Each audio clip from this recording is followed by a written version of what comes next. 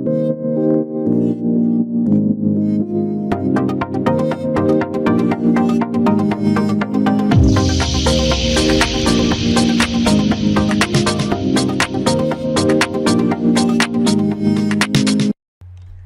everyone, this is Daniel, and in today's video we're going to talk about leveraging Azure Application Insights for Power Apps.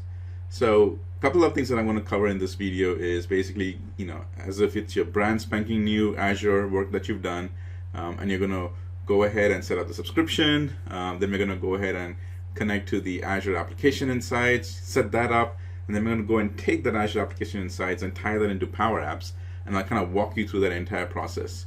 But before we do that, let's actually spend just a few minutes looking at what Azure Application Insights is all about and how this thing all came out together. All right. So what you can see over here was the whole combination of Azure Application Insights that was actually only introduced 2 months ago, and which is in February of 2020. But before we look at what Azure Application Insights is, I think it's worth spending a little bit more time even on looking at what Application Insights is. So Application Insights, in a nutshell, is part of the Azure Monitor service. And that's a whole separate conversation altogether. So I won't deep dive too much into that, but it is worth letting you know that the Monitor service actually encompasses so many of these things, and it helps you to basically capture everything about applications, operating systems, and my personal favorite thing is that it captures and stores it in two separate ways. It shows you what the metrics are, and it also shows you the logs for all of that information. So as you can see over here, there's really a good overview of what the Azure Monitor service is all about. You can see in the whole Monitor section over there, it is able to talk about the insights, visualize, analyze, respond, and integrate. Some really key features it covers over there. So now that you kind of understand a little bit about what the Azure Monitor service is, this is basically how that affects the Application Insights. Application Insights is just one little section of the whole Monitor service over there, and it does the same thing. It goes ahead and captures all the information about the apps using an HTTP connection, which again all happens in the back end. We don't have to be concerned about that.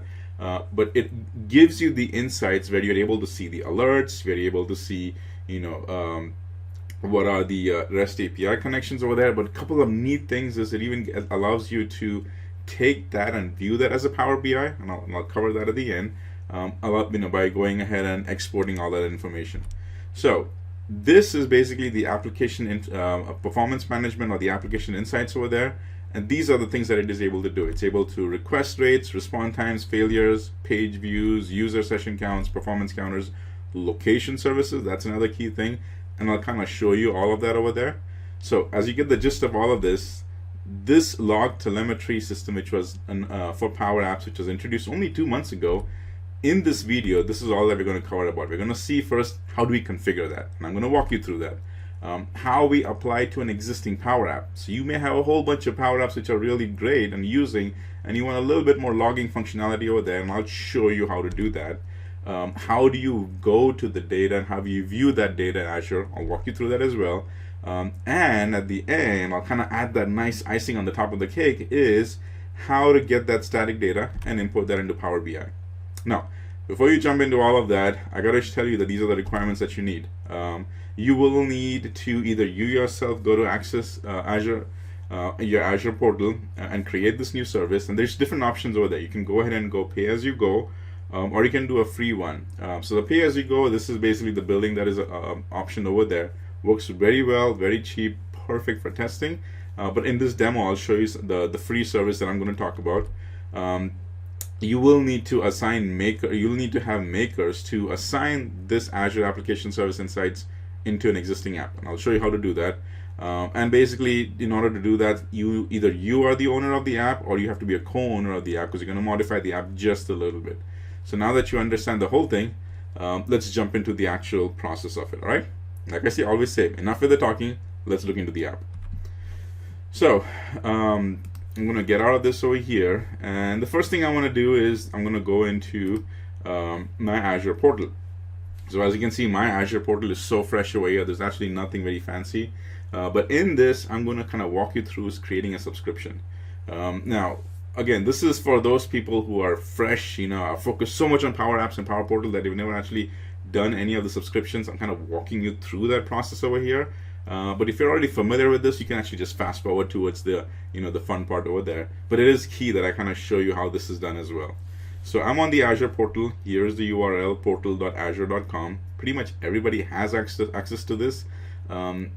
Depending on what all level of access you have is completely based on what's been allowed for you. But it's best that you have your Azure admin do this, or if you yourself are an Azure admin, then you should be able to do this as well. So we'll come over here to the subscriptions. I'm going to click on the subscription, and then if you already have some options on your subscriptions, this is where you should see it. I don't, so I'm going to start a new one. I'm going to click on add, and over here you will see that option which I presented in my slide deck, is that the pay as you go. Now the pay as you go is what I personally do for all my testing. As you can see, it's right over here. Because it doesn't put too many roadblocks or any caps in your performance, because sometimes the free trial does do that. It'll actually have a few caps in your performance, how many runs you're able to do, how much data you're able to pull. Free trial kind of does tend to do that. But pay as you go is basically pay as you go. So all those caps are lifted up, but you just got to watch out on how your testing is done. So I know that my testing environments are purely testing. I don't have too many hits. I don't have too many input outputs over there. So pay as you go kind of works well for me. But for the sake of this demo, I'll do the free trial. So I click on the free trial, and now here it goes through the sign up process. Now the sign up process is just like any registration. You do have to use a credit card for that, but don't worry, you won't be charged. The good thing about this is that it just goes ahead and sets up your account. What it does do is it gives you everything over here. See, it says what's included, 12 months of free service. It gives you a credit of $200. That's a lot. Gives you access to 25 plus free services, and doesn't do any automatic charges. This is a key thing. It says you won't be charged unless you choose to upgrade. And it's making that easier. That's why it goes ahead and takes all that information over here. All right, so what I'm going to do now is I'm going to go ahead and fill all this up, which is why I might just fast forward through this, or I might just skip this section, but I want to kind of stop right here and show it to you that when you're watching this video, and if this is the first time for you to do it as well, go ahead and sign up at least for the pay as you go or the free service, so that it'll at least let you go forward over there. Pay as you go will charge you if you go ahead and surpass a certain amount, but the free service won't charge you. If you hit a certain amount, which is if you've gone past the $200 credit, then your service will basically stop, and it gets renewed after the next 30 days. All right, so I'm going to go ahead and fill this up right now, and then we'll jump back to the next section. Okay, so I went through my subscription process. Hopefully you finished yours as well, if this is brand new for you. After it did that, it went ahead and brought me back away to the subscription place. So if I actually just go back to the home over here, and if I go to subscriptions, I should see my new subscription already available over here. It went ahead and put in my new subscription that I did. It also says that the subscription ID, and currently I haven't used anything for that, but it's active. All right, so we're good. Hopefully this was helpful to you. Now I'm going to come over here to go back to the home piece over here, and in the subscription place, what you can do is you can actually search for Application Insights. So I've only done application over here, and Application Insights is what you want. So I click on Application Insights over here, and I'm going to click on Add. Now, a couple of things that I want to tell you about Application Insights. There's actually not lot of documentation on this, except for how do you go ahead and set up the insights as application. But what do you set it up for Power Apps? There's not much documentation on that. So here's when I did the testing, I was able to find that out. It's best that you set up a application insight per app. And it'll all make sense to you when you actually see the future video, the sections over here in this timeline. But the reason I found that out is because how the data is collected. It's actually collected based on each of the insight. So all your logging data that you see, in fact, when we go into the portal area, how the data that's presented over there, it's all tied to the application insight. Now, it is completely okay if you only have one application insight for all your apps. What you're going to have to do is when you're viewing the logs, or even when you export it, you're going to have to filter that data over there. So if you're ready to do that, especially for a testing situation where you just want one application insight and tie that to multiple apps, just be prepared for this little extra work that you have to do. But especially when you go to production and using this for production, I highly recommend that you set up a application insight per app, because it's going to make things a lot easier for you. All right? Okay. So here's the subscription that we set up. I don't have any groups. I'm just going to call this as a Power Apps Just call this as Power Apps, because again, remember, this is my brand new tenant over here. I'm going to call this as Power Apps App Insight Demo. I'll just call this as App Insights. Now the region is completely based on your oh, it doesn't like any of those spaces. So region is completely based on where you're located and all the good stuff. I'm going to select with East US, and then we'll just go with that. I'll say review and create new. It goes ahead and creates all of that. So I'm basically beginning all my application insights, and it's going through that process over here. All right, validation has passed. I'll go ahead and click create. And on the top right also, it's helpful. It says initializing development, initializing the template deployment to resource group. It is basically all of that important things that needs to be done on the back end, right? Things like creating the, the places to store that data so that you can go and capture all the data. All of that deployment is going on over here. In fact, right over here when you come, it's still saying that, hey, your deployment is done, and great. It says it is completed. So I'm going to go now to the resources piece over here. Go to the resource, and all in all, here's all the information. Now remember, this is my testing environment, so if you go ahead and take screenshots over here and try to take any of this information, I'm sorry, it won't be able to work for you, because I've gone in and deleted all of this right after the video. All right, so right over here, let's kind of pretend like we have just logged in. So I've just logged in, and here's my application insight. When I go to my application insights, this is the one that we just created. And remember, if this was a production type of situation, you would have multiple application insights, one for each app. So I come over here to my application insight, I click on it, it takes me to the overview, and for now, I am going to need this instrumentation key. So I've just come over here, I'm going to copy it to the clipboard. All right, so this is the key thing that we've already done in our application insight. We went ahead and logged into the Azure place over there. We went to the portal. We went ahead and pretended this was brand new, went ahead and created the subscription, used that subscription to create the application insights, and then the application insights, we created one just for the Power Apps. Just went through a quick review with you. All right, so the major work of setting up Azure Insights is all done. Now, when that I've gone to the connection string, I'm going to pick and choose an app that I already have.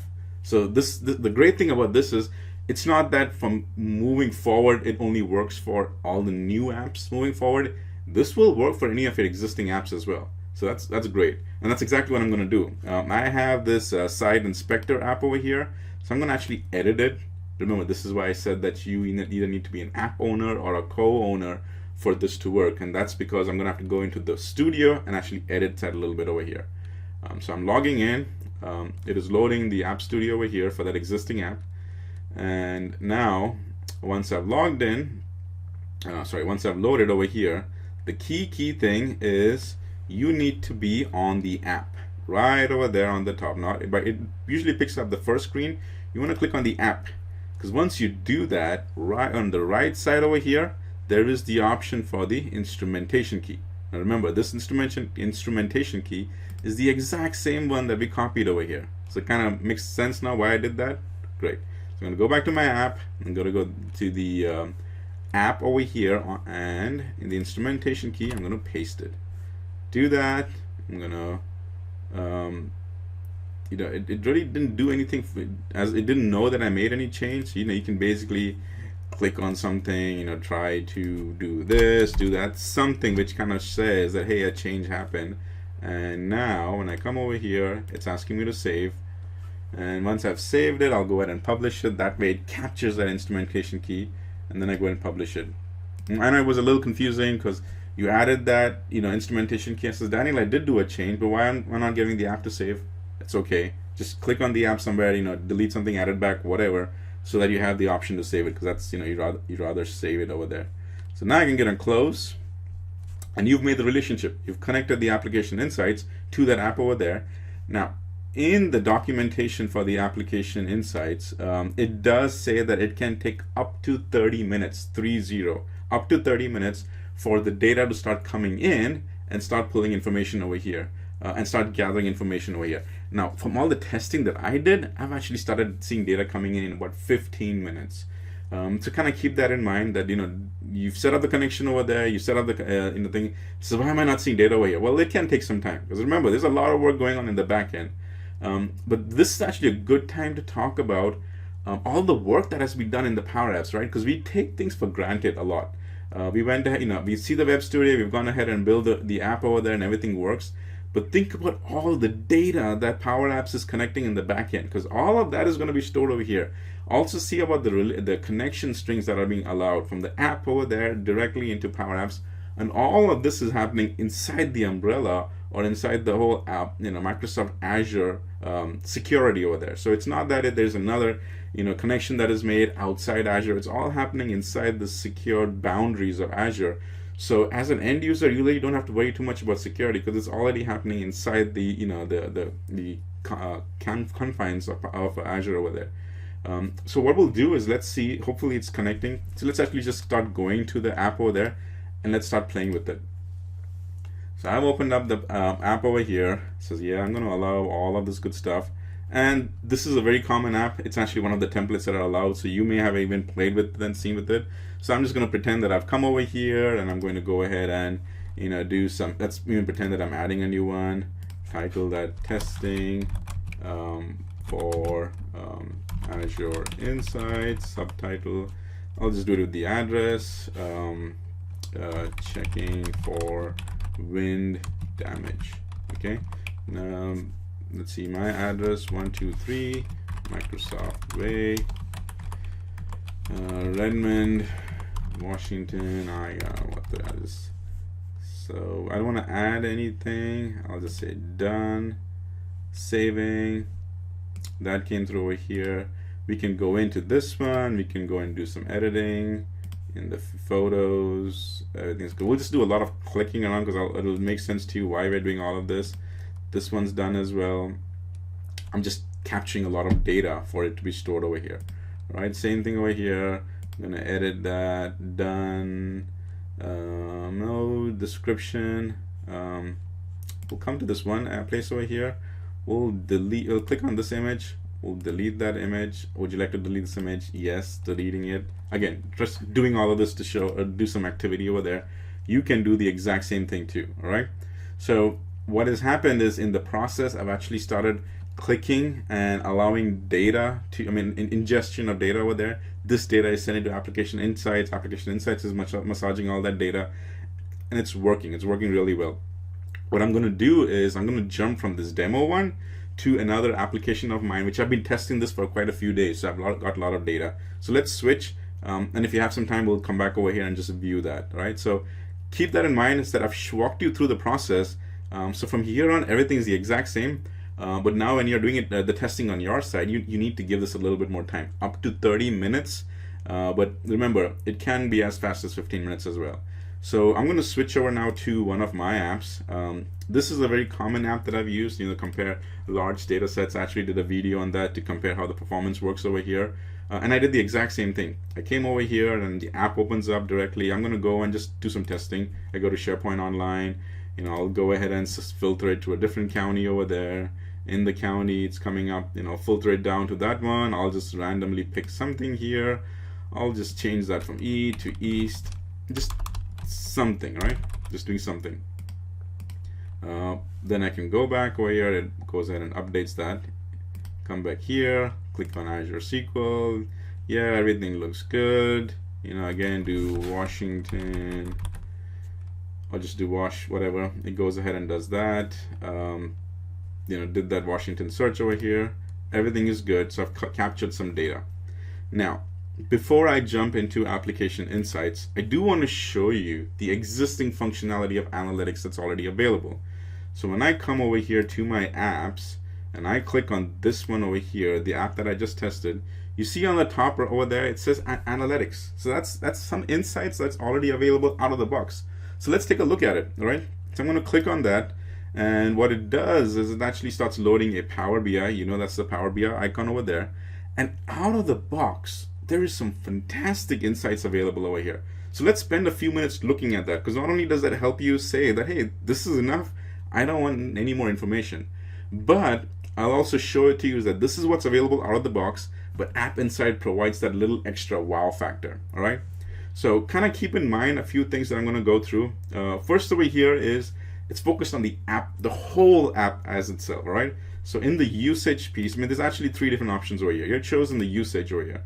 So most of the time it showed me that in the last 30 days, it's happening through a Windows player. It basically just a desktop over here. It shows me how many times the app was launched over here, shows me the usage on a daily basis by apps. You know, it can show that this is how it's been happening in the past few days over there. Activities of the users, breaks it down into the versions of the apps, countries. Then I can go into, in fact, the last 30 days, I could change that. Yep, I could change that later on. I'll come back over here to performance. It shows me, again, in the performance area over here, how the data is being loaded. Timestamps over here, again, based on, you know, the entire app. Shows me the sessions count, locations over here. Then location. In the locations, again, you know, based on the entire app usage over here, right? It just shows ahead. This over here, I have a few concerns on that because I'm actually not located in any of these places, but it tends to pick that up. So, you know, there might be a few kinks in that, but all in all, this is the out-of-the-box functionality available over here. But did you notice one thing? This is all about the entire app. I personally, as a maker, want to see more information on inside the app. I want to see details is that, hey, this is a pretty complex app, and I want details is that when users go into the app, what are the most common screens that are clicked in the app? In the app, what is the flow of the users? You know, when they're logging in, what's the first thing that they click? It's back to that common screens thing. From that screen, where are they going? From that going, where are they going? Actually, how many times does that screen be hit? I want that type of data, which this Insight doesn't show. So, you know, the App Insights is what takes you to that next level because it actually provides you that extra wow factor. So here, I've been using this app, you know, extensively for the past few days. So my insights for this app has been actually collecting a lot of data, and that's what I'm going to show you. So I did the same thing, exact same thing on this app. Opened up the app, right on the app on board at the app running. I went ahead and added the application insight. So let me kind of show you that. Here's my app insights. Clicked on it, right on the overview over here. I went ahead and got the instrumentation key, and it's been collecting a lot of data over there. Okay, so like let's go in the last 30 minutes over here, and then, you know, it'll start showing you all the data that's coming in. Now, from all the testing that I've been doing, my personal favorite right off the bat was monitoring and usage, because there's so much of information that's already it's pulling in, information that out of the box doesn't show over there. So let's first take a look at alerts. Right, so in monitoring over here, let's look at alerts. So far, it is saying there is no alerts that are happening in the past actually 24 hours. But in the alerts over here, it gives you the functionalities to go ahead and set up some rules. Again, this is beautiful because for whatever reason, if there were any anomalies, like the famous failure anomalies is detected, say the app is just not running, it's not booting, it's not having data connections, this is where you can go ahead and do that because it's got a smart detector in it. And the great thing is it'll send you alerts. Beautiful, because if this is an enterprise level app for you, which is used extensively for some very important things, and if that app breaks for whatever reason, this is how you get that alert notifications over there. All right, so that's one thing on that, the alert notifications.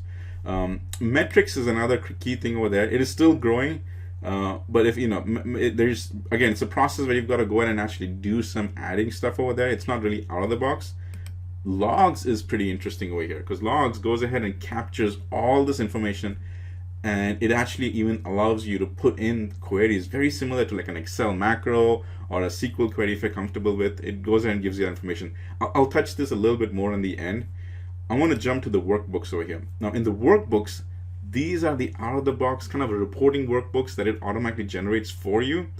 So let's actually do something over here. There's bunch of these on the failure side, but I want to actually hit some on the active users. So I just come over here and I click on active users.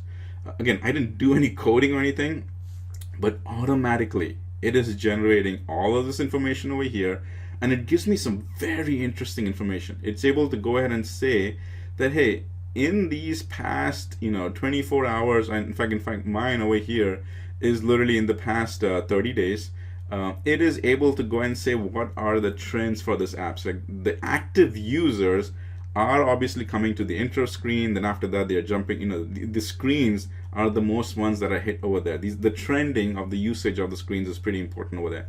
Also, the trending of the active users. It gives you all this information that the trends in the past 30 days is that they started off with these many active users, but it has grown.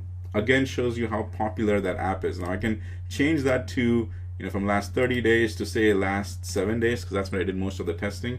And you can see that in the last 16 days, there were a total of 21 events, which means the app got used 21 times, and this has been the growth of the app.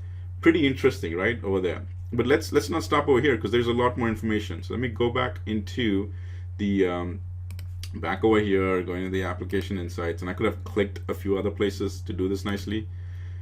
But back into we went and looked at more things on the monitoring section over there, and the usage.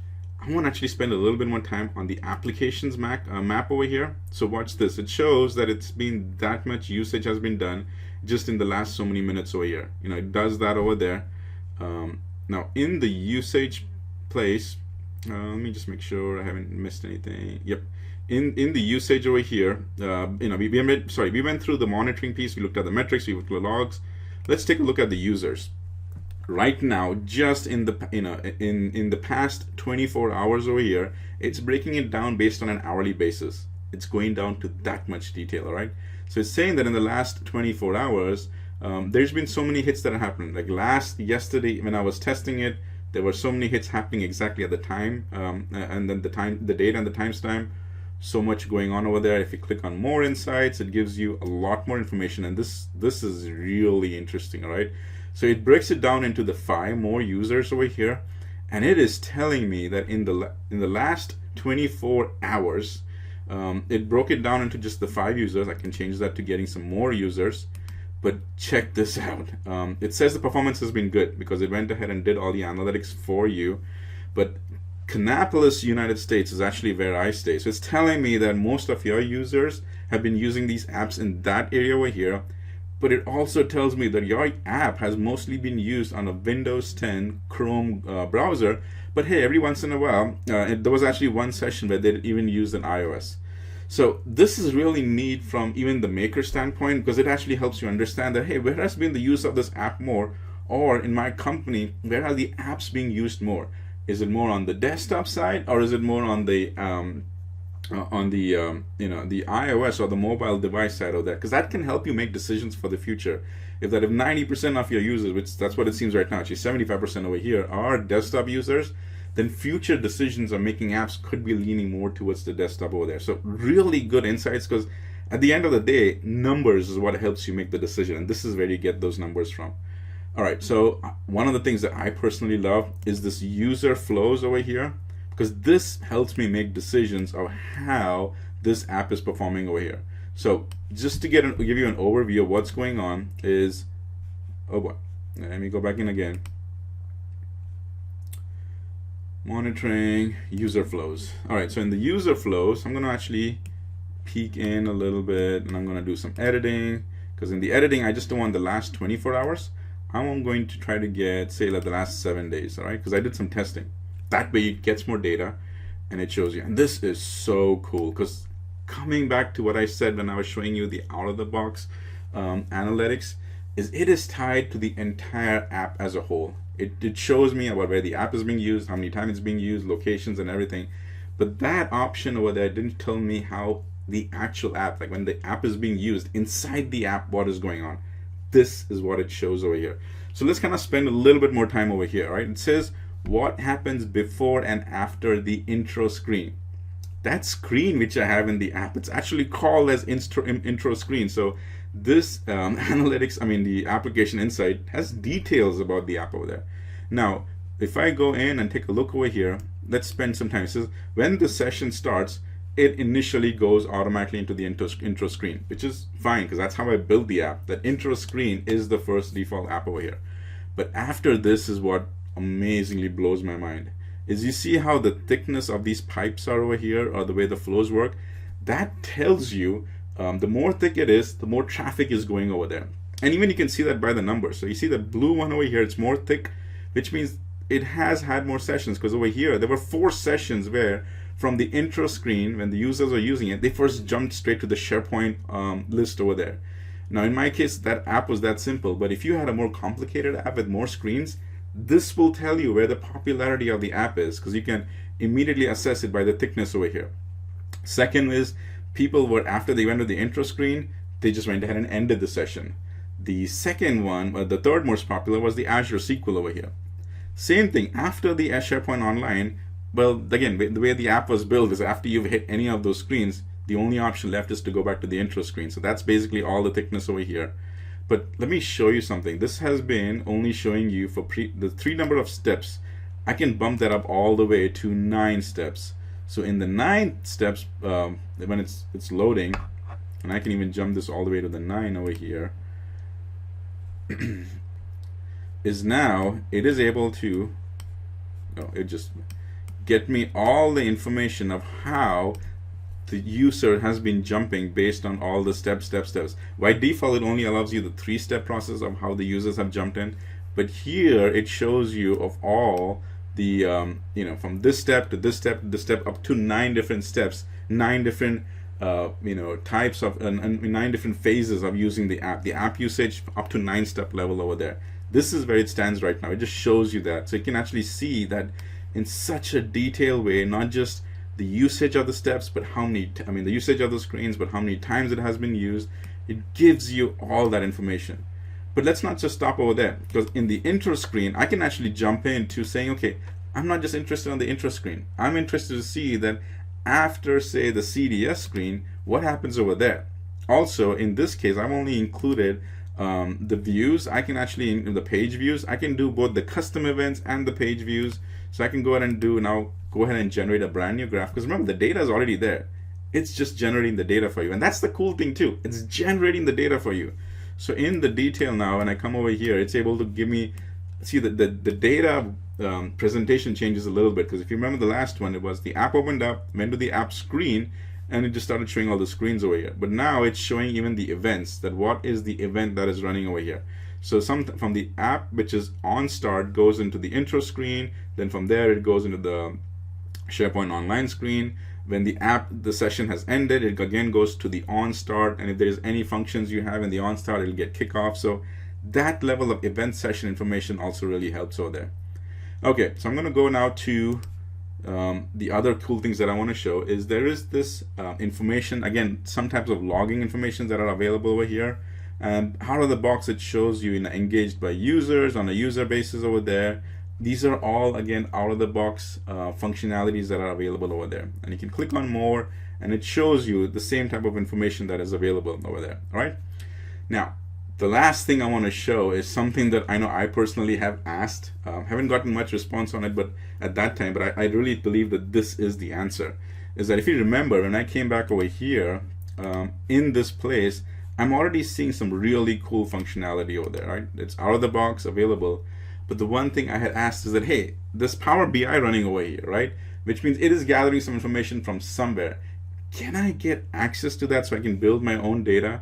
An initial answer was no, because there was other things that they were focusing on, which is great. But I do believe that this is the answer to that, because check this out. Now I can come into the logs area over here, and out of the box, it shows me all this information. Like you can actually run your own SQL. You can run your own queries, or you can basically just click on any of these traces. Like on the Application Insight, I can just click on this trace, and when I click over here, it has automatically put in this little query for you. And I'm going to change the limit to say 5,000. I'll go ahead and change that to say let's do last 3 days. And I'm going to go ahead and click on run. And it is already pulling all this data over here, right? And it's giving me everything, right down to what was the browser type over here, Windows. There was any IP address it could pick up. It was able to pick up the location, state of everything. Really important information. But what I really liked was from here, I can export the data. But check this out. In the data, I can export it as a Power BI M query. Now what that means is when I click that out, it has automatically generated a query type of data. And let me open that up so you can see it. it has already generated this for me as a Power BI query. So all I have to do is now just ingest that into my Power BI. Now, if you notice, the data is not here. What it has done is it has built the query.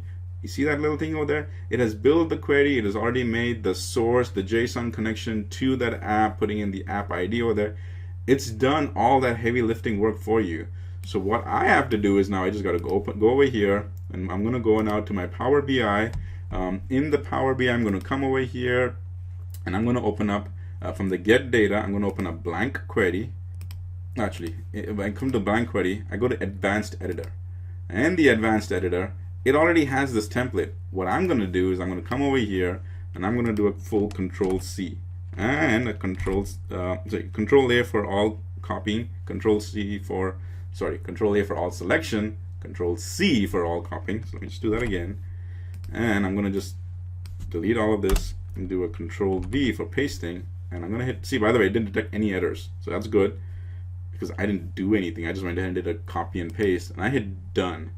So it went ahead and put everything in the query, and it imported all the data in a beautiful manner. I mean, it's taken all the information that I needed. I'm going to do close and apply. So when I do that, you will start seeing, yeah, I can do apply changes. Let this finish over here. All the data comes through nicely. And now you have data to build your own apps over there. Your own Power BI reports. So, if I were to just go ahead and now do, say, let's just drop that, that visualization, and I'm going to go ahead and say, let's just do it based on the usage over here. So, operating system would be on the axis over here, and then I'll also go ahead and actually get all the values coming in. You can see that there's immediately a drop on the number of apps that were used. That the Windows 10 has been the highest one that has been used, but it drops down to the iOS. Windows 10, the app on the Windows 10 was used 12 times, but it was go ahead and drop over here. You can actually add some more visualizations over here and get some more data.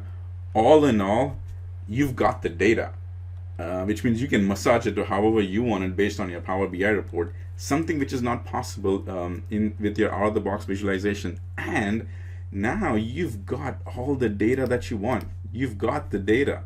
It's raw data, which is pretty good as far as getting massaged, because it's already broken down into different sections over here, right down to the message center. You can go ahead and put in more information, user information, city, state, whatever information you want. It's all available over here at your convenience, and you can build your own report over there. So what I want to do is that finally at the end is let's go back to this app over here, and let's just take a look. I'm gonna go in to the activity section over here, and we did some clicking around. So yeah, it did detect some information. The subscription was running. Let's go into the application insight. Right now it says no data is available because maybe there was nothing happening. Let's go and click on the logs over here. Nothing. Let's go to user flows. I bet you it might pick up something on the user flows, and it did. See right here in the user flows, I can change that to, yeah, that was the only one that's available. Went down and created the graph. But that's the app that I talked about, right? The app that I made, the app that we demoed together. We went down and created a subscription. So you see, it's been about 30 minutes while I was demoing the other things, and it all showed up over here. So all in all, it is capturing data, and you can do the exact same things that I just did. You can actually go in now to the log section over here. You can go ahead and export, you can get started with it. Go ahead and create, the out-of-the-box queries over there. Export that data. Remember, it already does that exporting in the Power BI, so you just copy and paste it, and it gets all the information. So all in all, I think this is fantastic. It took care of all the options where you want to build your own data, your own report. It provides you that data. But the key thing is that if you are now having a very big company-wide, an enterprise level app, and you want to see how the flow of that app is running, this is the type of information that you can see, because it's gathering all of that, giving you the actual flow of all the information, so you can make more judgment calls of how I can modify the app in the future. Maybe this screen is not useful enough, I should jump to this screen, and it really helps you to make that decision. So hope this demo, in detail demo of how to integrate App Insights into Power Apps was helpful for you, and as always, keep Power Apping.